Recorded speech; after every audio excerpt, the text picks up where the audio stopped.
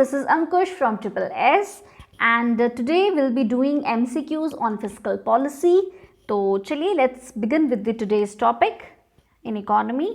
तो जो question number 1 है आपके स्क्रीन के ऊपर in fiscal policy is which among the following is not a private good. ठीक है जी, तो प्राइवेट गुड क्या नहीं है इन सब में से. Okay, so option A says cloths, option B cars, option C food items and option D is roads. ठीक है, तो इनमें से क्या है जो प्राइवेट गुड नहीं है. ठीक है, तो जो प्राइवेट गुड नहीं है इनमें से that is the correct answer is option number D which is roads. ठीक है, तो रोड्स जो है ये प्राइवेट गुड नहीं है. रोड जो है in fact it is a public good. ठीक है, रोड क्या है, पब्लिक गुड है. और जो भी कोई पब्लिक गुड होती है ना, तो जो पब्लिक गुड है वो कौन प्रोवाइड करती है, हमें गवर्नमेंट प्रोवाइड करती है. ठीक है, तो this is the difference between public good and private good. जो प्राइवेट गुड्स होते हैं they are owned by and जो ये खुद ही फिनेंस करते हैं कौन, इंडिविजुअल्स अपने लिए खुद जो हैं वो फिनेंस करते हैं, इंडिविजुअल हाउस होल्ड. ठीक है, और अगर हम पब्लिक गुड की बात करें तो ये कौन प्रोवाइड करती है, हमें गवर्नमेंट प्रोवाइड करती है. ठीक है, तो पब्लिक गुड्स में क्या आ जाएगी एग्जाम्पल, जैसे कि रोड्स हैं या जो डिफेंस है. ठीक है, या जो गवर्नमेंट एडमिनिस्ट्रेशन है, रेलवेज हैं, पोस्टल सर्विसेज हैं, ये सारी किसमें आ जाती हैं, पब्लिक गुड में. Okay, alright, coming up on to next question. Question number 2. Question number 2 says which of the following is not a component of revenue receipts of the union budget. ठीक है जी, इनमें से कौन सा रेवेन्यू रिसीट का component नहीं है union budget का. ओके, तो very important question and very important concept to understand. देखिए, हमने स्टार्ट किया है फिस्कल पॉलिसी. ठीक है, फिस्कल पॉलिसी को ही हम बजटरी पॉलिसी भी कहते हैं. ओके, तो हमने इससे पहले हमने मॉनेटरी पॉलिसी किया था. ओके, तो जो मॉनेटरी पॉलिसी होता है ना, जब हमने मॉनेटरी पॉलिसी किया था तो मॉनेटरी पॉलिसी जो है वो कौन फ्रेम करता है, that is framed by the central government. ठीक है, सेंट्रल बैंक जो है हमारी कंट्री का. ठीक है, तो जैसे हमारी कंट्री का सेंट्रल बैंक है रिजर्व बैंक ऑफ इंडिया. ठीक है, तो रिजर्व बैंक ऑफ इंडिया जो है वो फॉर्मुलेट करता है मॉनेटरी पॉलिसी. ओके, और मॉनेटरी पॉलिसी जो है एसेंशियली इसलिए होता है to control the supply of money और inflation into the market. Okay, तो अब मॉनेटरी पॉलिसी के साथ एक और जो है पॉलिसी जो है हम स्टडी करते हैं. ठीक है, वो गवर्नमेंट बनाती है या जो फिनेंस मिनिस्ट्री है वो बनाती है, that is the fiscal policy. ठीक है जी, जो आज का हमारा टॉपिक है जिसके ऊपर आज हम डिस्कस कर रहे हैं एमसीक्यूज. ठीक है, तो जो फिस्कल पॉलिसी जो है ना, जो फिस्कल पॉलिसी है ये फॉर्मुलेट करती है कौन, मिनिस्ट्री ऑफ फाइनेंस फॉर्मुलेट करती है. ओके, ठीक है, तो अब क्या है, इसमें होता क्या है कि जो फिस्कल पॉलिसी है इसको हम बजटरी पॉलिसी भी कहते हैं. ठीक है, क्या कहते हैं, बजटरी पॉलिसी भी, यानी कि जो भी बजट प्रेजेंट होता है, जब भी यूनियन गवर्नमेंट जो है वो बजट प्रेजेंट करती है तो उसको कहते हैं यूनियन बजट. ठीक है, तो जो बजटरी पॉलिसी है उसी को हम फिस्कल पॉलिसी भी कहते हैं. अब क्या होता है कि जो ये बजट होता है ना, ये देखिए, यही समझ लेंगे तो हमारा पूरा फिस्कल पॉलिसी जो है हमें समझ आ जाएगा. ये कॉन्सेप्ट अगर हम समझ लें. ठीक है, ओके, तो होता क्या है, जो बजट होता है ना वो हम दो कंपोनेंट्स में स्टडी करते हैं. ठीक है, दो कंपोनेंट्स में, या जो यूनियन बजट है वो दो कंपोनेंट्स में जो है वो बताया जाता है. ठीक है, वो एक्सप्लेन किया जाता है. ओके, तो वो किन फॉर्म्स में एक्सप्लेन किया जाता है कि या तो जो हमारा बजट है वो हम रेवेन्यू बजट होता है. ठीक है, या तो वो कैपिटल बजट होता है. इस तरीके से होता है, या तो रेवेन्यू बजट होता है, कैपिटल बजट होता है. हम इसको रेवेन्यू अकाउंट भी कहते हैं और कैपिटल अकाउंट भी कहते हैं. ठीक है, दो टाइप समझ में आ गया, पहला रेवेन्यू और दूसरा कैपिटल. अब सबसे पहले हम स्टडी करते हैं रेवेन्यू. अब रेवेन्यू में क्या होता है, ओके, तो रेवेन्यू में क्या होता है, रेवेन्यू में और इनफैक्ट इसमें कैपिटल में भी, ठीक है, फर्दर दो कंपोनेंट्स हम स्टडी करते हैं. ठीक है, जैसे कि रिसीट्स और एक्सपेंडिचर. वैसे ही कैपिटल में जब हम पढ़ते हैं रिसीट और एक्सपेंडिचर. ठीक है, तो रिसीट हम समझ गए समथिंग विच विल रिसीव, जो हमें मिलेगा, and expenditure is something which we will, जो हम खर्चेंगे, है ना, जो हम एक्सपेंडिचर करेंगे. Similar is the case with the capital, receipt and expenditure. जो हम रिसीट करेंगे, जो हम मतलब जो हमें मिलेगा, जो हम रिसीव करेंगे, और जो हम एक्सपेंडिचर, जो हम एक्सपेंस करेंगे. Okay, now what is this revenue and capital. Union budget जो है, मैंने कहा आपको कि जो यूनियन बजट है वो डिवाइड होता है, या तो रेवेन्यू बजट होगा या तो कैपिटल बजट होगा. अब इनमें क्या डिफरेंस है, देखिए, रेवेन्यू का मतलब होता है, रेवेन्यू बजट का मतलब होता है जो करंट फाइनेंशियल ईयर में जो चलना है, जो करंट फाइनेंशियल ईयर मतलब एक साल की हम बात कर रहे हैं. ठीक है, यानी शॉर्ट टर्म की हम बात कर रहे हैं, जो करंट फाइनेंशियल ईयर में चलना है, दैट इज रेवेन्यू अकाउंट. और कैपिटल अकाउंट हो गया, आप लगा लीजिए, जो लॉन्ग टर्म अकाउंट है या फिर जहां पे ज्यादा पैसा इन्वॉल्व होगा. ठीक है, मतलब ज्यादा तो खैर रेवेन्यू में भी बहुत ज्यादा पैसा इन्वॉल्व हो जाता है. ठीक है, जिसमें हम लमसम खर्चेंगे। अभी हम थोड़ा और समझते हैं, ठीक है। अब देखिए रेवेन्यू में मैंने आपको क्या कहा, जो करंट फाइनेंशियल ईयर में चल रहा है, बड़ी जगह पे ऐसे भी कहा जाता है कि जो डे टू डे एक्सपेंसेस हैं, कह सकते हैं डे टू डे बेस को, ठीक है। कैपिटल में क्या इन्वॉल्व होता है ना, what is the major difference, आप जहां पे भी वर्ड कैपिटल सुनेंगे ना, जहां पे भी आपको वर्ड कैपिटल सुनेंगे, आप मान लीजिए, आप ये समझ लीजिएगा कि बात हो रही है एसेट्स की और बात हो रही है लायबिलिटीज की, ठीक है। किसकी बात हो रही है, एसेट्स और लायबिलिटीज की बात हो रही है। जहां पे भी क्या इन्वॉल्व होगा, कैपिटल। जहां पे भी आपका कैपिटल अकाउंट इन्वॉल्व होगा, यानी कि बात किसकी चल रही है, एसेट्स की चल रही है, लायबिलिटीज की चल रही है, ओके। अब यही बजट की बात है। अगर हम बजट में, मैंने आपको कहा दो components again, capital and revenue. अगर हम कैपिटल बजट की बात कर रहे हैं, यानी कि हम बात कर रहे हैं किसकी, एसेट्स और लायबिलिटीज की, कि क्या हमारी एसेट्स इंक्रीज हो रहे हैं या डिक्रीज हो रहे हैं, क्या हमारी लायबिलिटी इंक्रीज हो रही है या डिक्रीज हो रही है। तो ये जब एसेट्स की बात हम करेंगे तो तब आएगा कैपिटल, ठीक है। और जहां पे भी आपको लगेगा कि यहाँ एसेट्स और लायबिलिटीज की बात नहीं हो रही है, तो वो कौन सा अकाउंट आ जाएगा, रेवेन्यू। इतनी आपने बात याद रखनी है, ठीक है। अब एग्जाम्पल्स के तौर पे समझेंगे, ठीक है। देखिए रेवेन्यू को समझ लेते हैं सबसे पहले। रेवेन्यू में हमने क्या कहा कि या तो एक्सपेंडिचर है, ठीक है, या तो क्या है, एक्सपेंडिचर है, या तो रिसीट है, ओके। अब देखिए इसमें क्या हो रहा है, रेवेन्यू में क्या होता है, कोई हमारा एसेट जो है वो बिकता नहीं है, मतलब एसेट हमारा सेल नहीं हो रहा। कैपिटल के केस में क्या होता है, कैपिटल रिसीट तब होती है जब आपने कोई अपना एसेट जो है वो सेल किया है, ठीक है। या तो आपका एसेट यानी रिड्यूस हुआ है, आपका एसेट रिड्यूस हुआ तो आपको कुछ मिला, तो वो किस में आ जाएगा, कैपिटल अकाउंट में, जबकि रेवेन्यू अकाउंट में ऐसा नहीं होता। एग्जांपल के तौर पे समझते हैं। देखिए सपोज मैं बात कर रही हूँ रेवेन्यू रिसीट की, ठीक है। रेवेन्यू रिसीट में आ जाएंगे जैसे इनकम टैक्स, ठीक है। आपको मतलब कि गवर्नमेंट को इनकम टैक्स मिला, तो उस पे गवर्नमेंट ने कोई एसेट थोड़ी ना सेल किया, कोई एसेट रिड्यूस हुआ उसमें गवर्नमेंट का इनकम टैक्स मिलने पे नहीं हुआ, तो इसीलिए इनकम टैक्स किस में आ जाता है, रिसीट में आ जाता है, किसमें, रेवेन्यू में आ जाता है, ठीक है। रेवेन्यू अकाउंट के रिसीट में जैसे एग्जांपल आ जाएगी इनकम टैक्स की, सबसे भारी भरकम जो इनकम टैक्स जो है काफी गवर्नमेंट रिसीव करती है, या कॉर्पोरेट टैक्स की बात कर लेंगे। कॉर्पोरेट टैक्स मतलब जो कंपनीज जो टैक्स देती है, इसको कॉर्पोरेशन टैक्स भी कहते हैं, ठीक है जी। जैसे जीएसटी है, कॉर्पोरेट टैक्स मिला, जीएसटी मिला यूनियन गवर्नमेंट को, इसमें गवर्नमेंट का कोई एसेट तो नहीं गया, ठीक है, ना तो गवर्नमेंट की कोई लायबिलिटी बनी, ठीक है, तो ये किस में आ जाता है, रिसीट में आ जाता है, ठीक है, ओके। अब ये जो रिसीव कर रहे हैं ना रेवेन्यू, जैसे मैंने आपको कहा इनकम टैक्स या कॉर्पोरेट टैक्स या जीएसटी, ठीक है, ये किस में आ जाती है, टैक्स में आ जाती है। अब इसमें भी फर्दर है कि हमारे पास रेवेन्यू है, ठीक है। रेवेन्यू में हमने फर्दर क्या पढ़ा, हमारे पास या तो हम रिसीव करेंगे या तो हम एक्सपेंडिचर करेंगे, ठीक है जी। तो जो रिसीव भी फिर दो पार्ट्स में हम पढ़ते हैं, ठीक है। या तो टैक्स रिसीप्ट होगा या तो नॉन टैक्स होगा, या तो क्या होगा, टैक्स रिसीट होगा या नॉन टैक्स होगा। अब जो टैक्स रिसीव्ड है इसमें मैंने आपको बोला जैसे इनकम टैक्स है, जो भी टैक्स की फॉर्म में है, जैसे इनकम टैक्स है, कॉर्पोरेट टैक्स है, जीएसटी है ना, गुड्स एंड सर्विस टैक्स, वो किस में आ जाता है, हमारा टैक्स रिसीट में, ओके। नॉन टैक्स की बात करें तो बहुत इंपॉर्टेंट एग्जांपल है, क्वेश्चन में भी आस्क्ड, जैसे डिविडेंड्स एंड प्रॉफिट्स, याद रखना।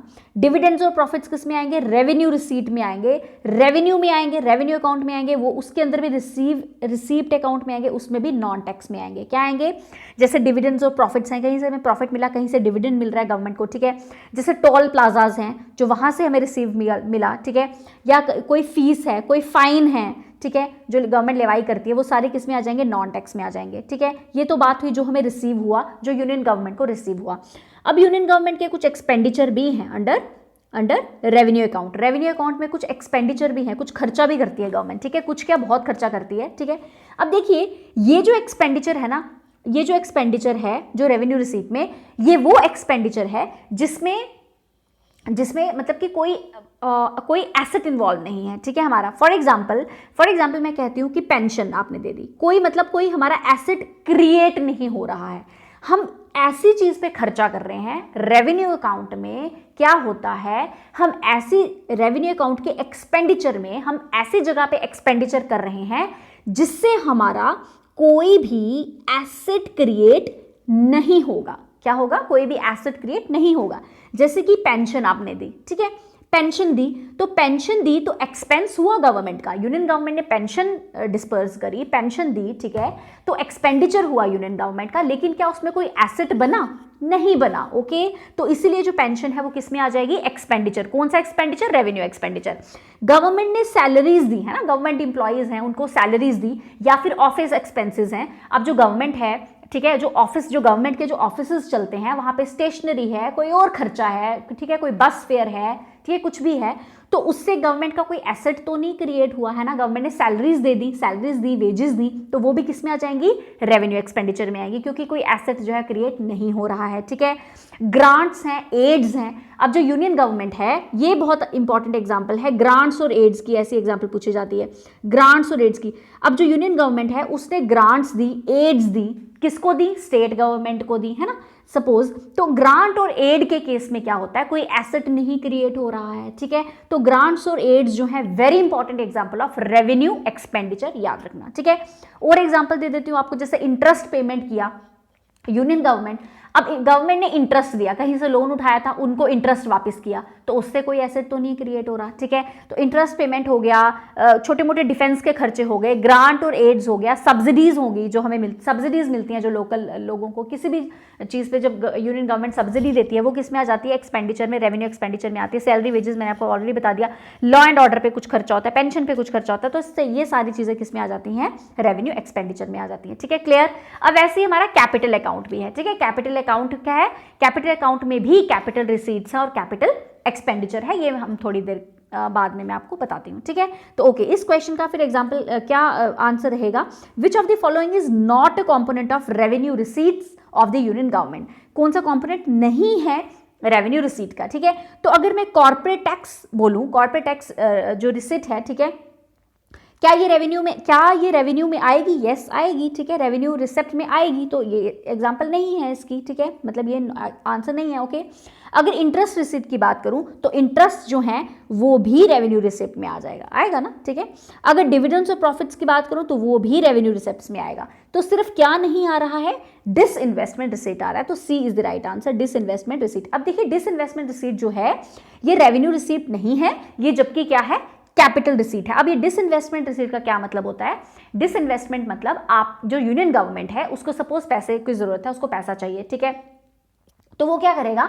डिसइन्वेस्ट करेगा। डिसइन्वेस्ट का मतलब क्या? फॉर एग्जांपल कि उसने अपनी किसी पीएसयू को, किसी पब्लिक सेक्टर अंडरटेकिंग को बेच दिया, सेल कर दिया, तो पीएसयू को अब गवर्नमेंट क्या करती है? गवर्नमेंट भी अपने फंड्स जनरेट करने के लिए, पैसा जनरेट करने के लिए बड़ी सारी चीजें करती हैं, या तो बोरोइंग्स करती हैं, कहीं से लोन उठा लेगी, ठीक है, या फिर डिसइन्वेस्टमेंट करेगी। अपनी किसी पीएसयूज को या किसी गवर्नमेंट बिल्डिंग को या किसी गवर्नमेंट प्रॉपर्टी को, गवर्नमेंट के पास भी काफी प्रॉपर्टी होती है, बिल्डिंग्स होती हैं, ठीक है, और पीएसयूज होती हैं, बड़ी सारी गवर्नमेंट के पास भी प्रॉपर्टी होती है जिसको गवर्नमेंट सेल करके पैसा जनरेट करती है, ठीक है। तो जब वो गवर्नमेंट उसको सेल करेगी उसको कहते हैं डिसइन्वेस्टमेंट, ठीक है।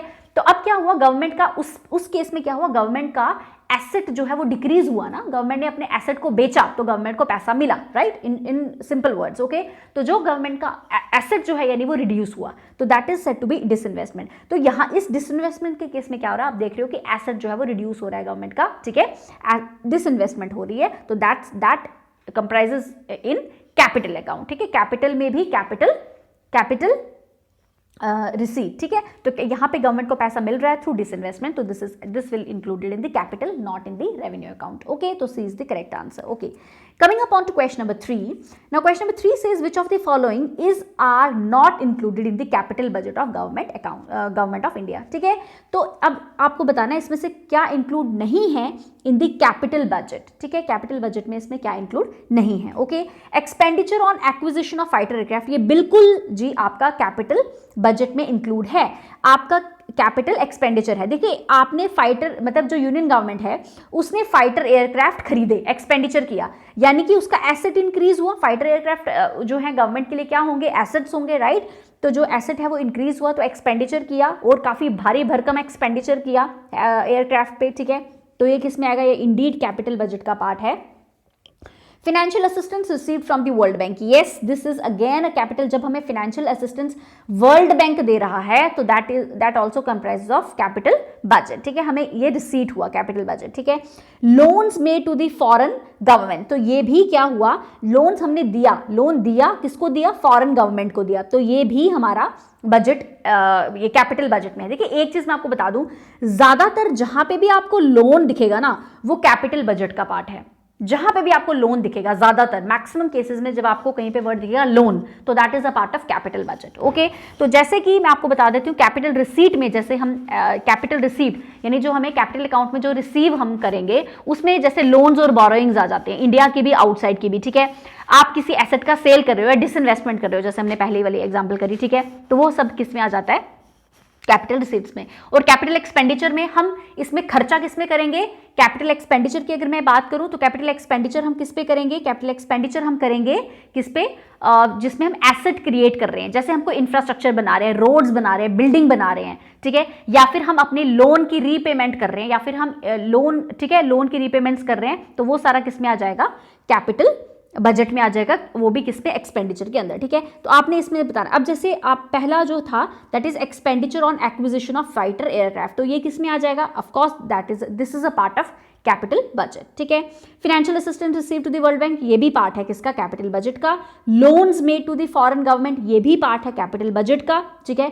Grants given to states and UTs, जब आपने ग्रांट दी स्टेट और यूटी को, ये जो है कैपिटल बजट का पार्ट नहीं है, ये किसका पार्ट है, रेवेन्यू का। किसका पार्ट है, रेवेन्यू का, क्योंकि जब आप ग्रांट्स देते हो ना स्टेट्स और यूटीज को, इस पे यूनियन गवर्नमेंट को इंटरेस्ट नहीं मिलेगा, ठीक है, इस पे यूनियन गवर्नमेंट को इंटरेस्ट नहीं मिलेगा, तो ये कैपिटल क्रिएट नहीं होगी इससे, तो ये कैपिटल का पार्ट नहीं है, ये किसका पार्ट है, रेवेन्यू का पार्ट है, ठीक है। तो D is the correct answer for question number 3, okay, D is the correct answer, okay. Coming upon to question number 4 quickly, all those receipts of the government which create liability or reduce financial assets are termed as, ठीक है, वो सारी receipts government की जो create करती हैं liability या reduce करती हैं फाइनेंशियल एसेट्स को, वो क्या है। अभी हमने इस बारे में बात की क्वेश्चन नंबर, ठीक है, 2 और 3 में हमने इसी बारे में बात की कि जो क्रिएट करे लाइबिलिटी या फाइनेंशियल एसेट्स को रिड्यूस करे, फाइनेंशियल एसेट्स को रिड्यूस भी कर सकती है, फाइनेंशियल एसेट्स को इनफैक्ट इंक्रीज भी कर सकती है, ठीक है।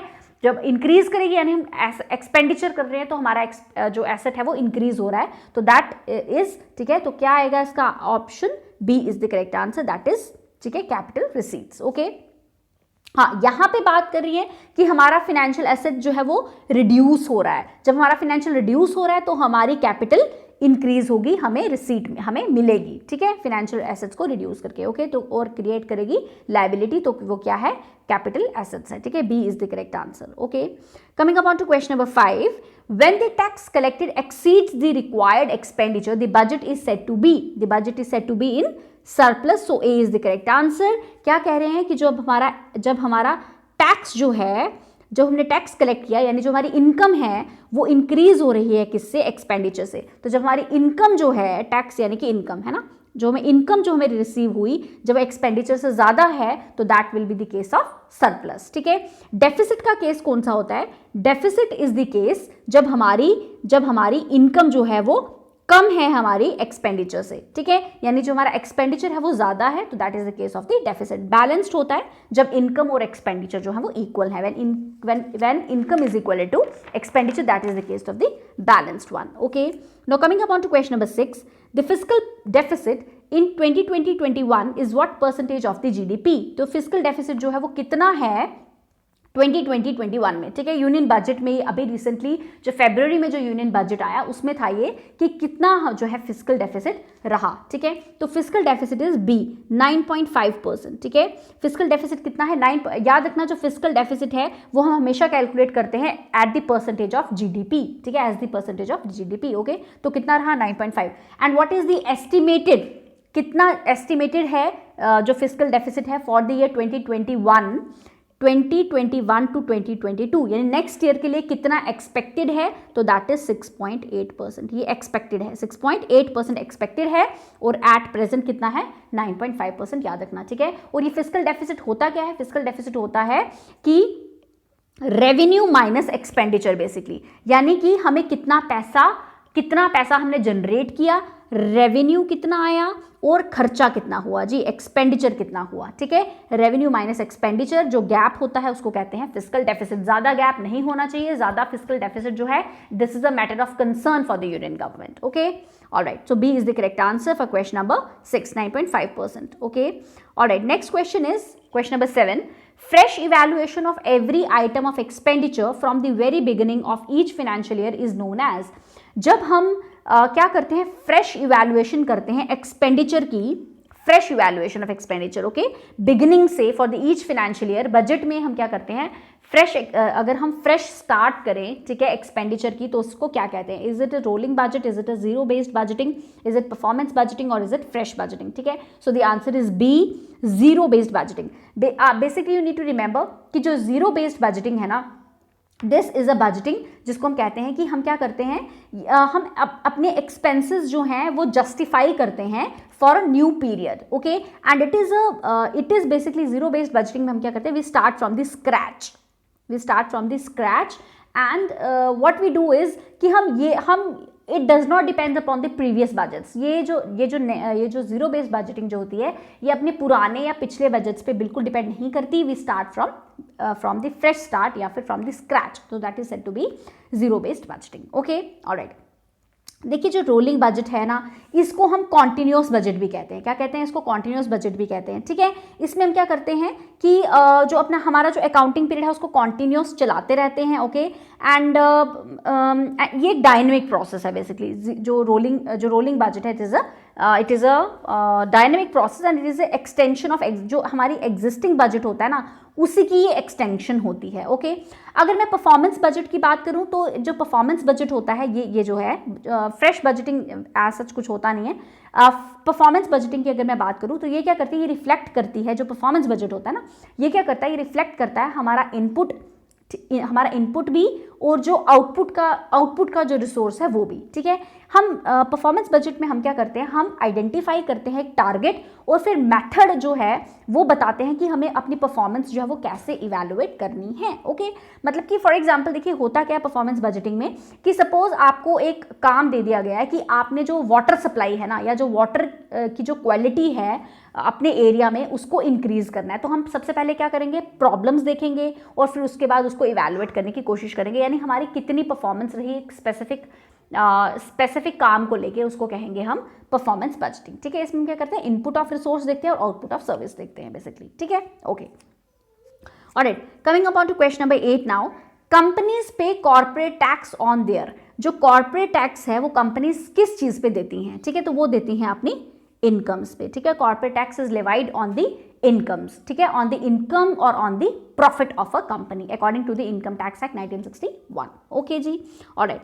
Coming up on to question number 9, which of the following is an indirect tax. आपको बताना है कि इनमें से इनडायरेक्ट टैक्स कौन सा है. Okay, so what is a direct tax and what is an indirect tax, ठीक है. तो इनडायरेक्ट टैक्सेस में से कौन सा है. Okay, so what is the correct answer for this. देखिए, प्रॉपर्टी टैक्स जो है ये डायरेक्ट टैक्स है. डायरेक्ट जो प्रॉपर्टी जो ओनर है उसको ये टैक्स देना पड़ता है. अगर हम वेल्थ टैक्स की बात करें तो ये भी डायरेक्ट टैक्स है, ठीक है, ये भी डायरेक्ट जिसकी वेल्थ है ऑफकोर्स उसी को देना पड़ता है. अगर corporate and corporation taxes same, ये कंपनी जो कंपनी है उसी के ओनर को, कंपनी को ही चुकाना पड़ेगा ये टैक्स, ठीक है, तो ये भी डायरेक्ट टैक्स है. सर्विस टैक्स जो है ये इनडायरेक्ट टैक्स है. सर्विस टैक्स देखिए, इनडायरेक्ट टैक्स वो टैक्स होता है क्योंकि जो डायरेक्टली जो कस्टमर है वो पे नहीं करता, मतलब कस्टमर पे करता है बट दैट इज इनडायरेक्टली, ठीक है, indirectly is paid by the customer. Okay, so this is the B is the right answer. Service tax is the indirect tax. बाकी सारे जो है डायरेक्ट टैक्स है, whether it is property tax, whether it is wealth tax, whether it is corporate tax, ठीक है. Okay,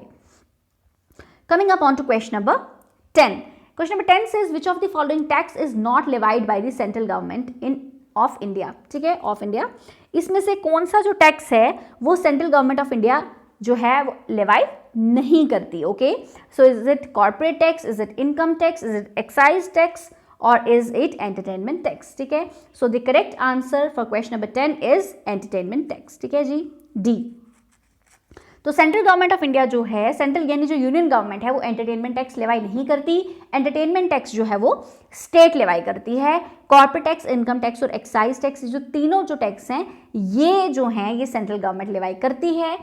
जो state, देखिए state के पास कौन कौन से टैक्स है, जैसे वैट है, एंट्री टैक्स है, या एंटरटेनमेंट टैक्स है, या लग्जरी टैक्स है, या इलेक्ट्रिसिटी टैक्स है, वो सारे किस पे, वो सारे कौन लेवाई करती है, स्टेट गवर्नमेंट। ठीक है, alright, coming upon to next question, which of the following is a direct tax. ठीक है, पहले हमने इनडायरेक्ट टैक्स डिस्कस किया था, अब आपको बताना है कि इनमें से डायरेक्ट टैक्स जो है वो कौन सा है। ओके, तो देखिए एंटरटेनमेंट टैक्स जो है ये तो इनडायरेक्ट टैक्स है, एक्साइज ड्यूटी जो है ये भी इनडायरेक्ट है, कस्टम ड्यूटी जो है ये भी इनडायरेक्ट है, तो बचा क्या, कैपिटल गेन टैक्स। तो D is the correct answer. आप इसको पॉइंट ऑफ एलिमिनेशन से भी कर सकते हैं, तो D is the correct answer which is capital gain tax. Okay, now what is capital gain tax basically. देखिए कैपिटल गेन टैक्स किसे कहते हैं। कैपिटल गेन टैक्स तो सबसे पहले आप जान गए कि एक डायरेक्ट टैक्स होता है।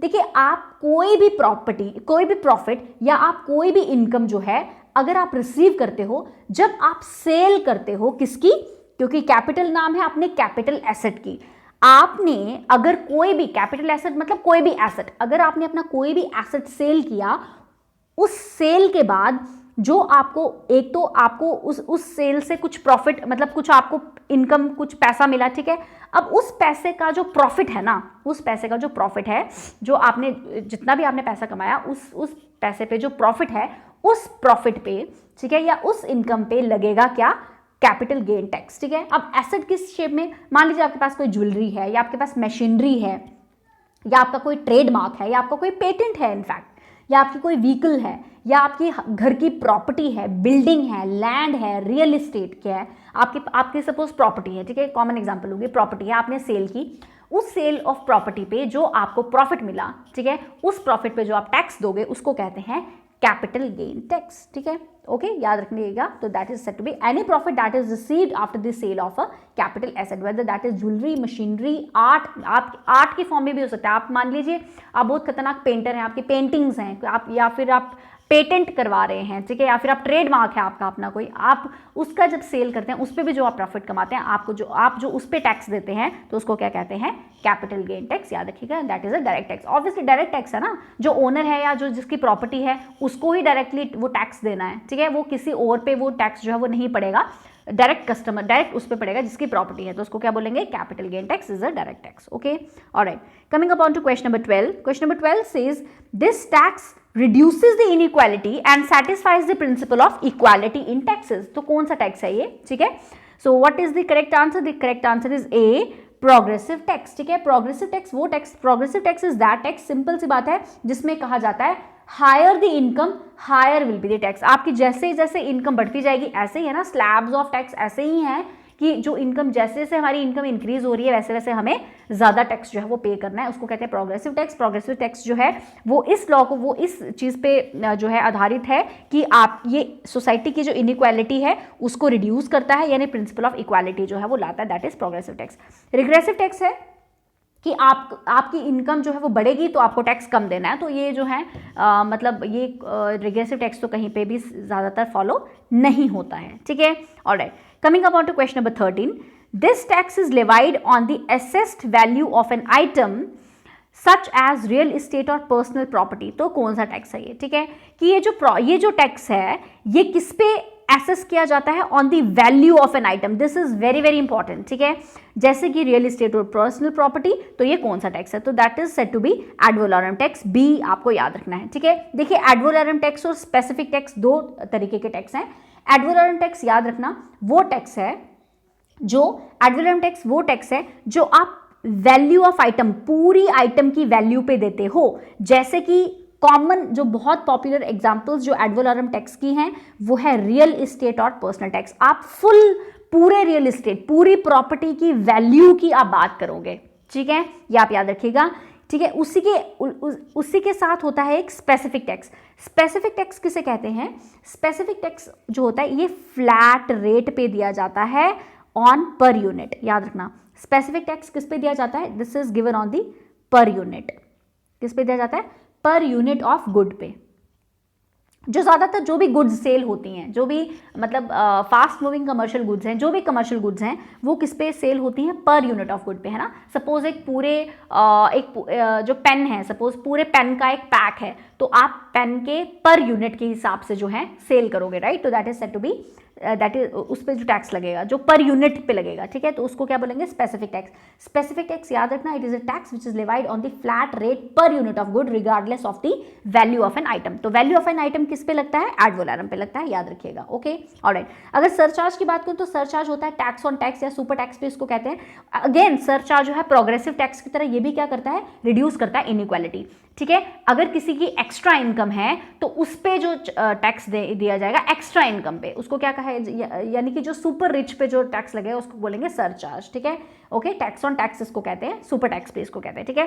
सेस किसे कहते हैं, सेस जो है ये लेवाई होता है या इंपोज किया जाता है on the to achieve certain specific objective of the union. Suppose government ने कोई स्पेसिफिक ऑब्जेक्टिव है, ठीक है, जैसे स्वच्छ भारत अभियान जो मिशन चला था, तो स्वच्छ भारत अभियान सेस जो है वो चलता है फॉर जब एक पर्टिकुलर ऑब्जेक्टिव के लिए, और जब वो ऑब्जेक्टिव खत्म हो जाता है, सपोज उसका टारगेट जो है, एक मिशन चलाया गवर्नमेंट ने, ठीक है, एक टारगेट चलाया, वो टारगेट जो है वो अचीव हो चुका है, ठीक है, तो वो जो सेस है वो भी खत्म हो जाएगा। वो सेस जो है वो तभी चार्ज होता है जब आप एक स्पेसिफिक जो गवर्नमेंट है स्पेसिफिक टारगेट स्पेसिफिक मिशन चलाती है, ओके, और जब वो मिशन खत्म हो गया तो सेस भी उसके साथ ही खत्म हो जाएगा, ओके ऑलराइट।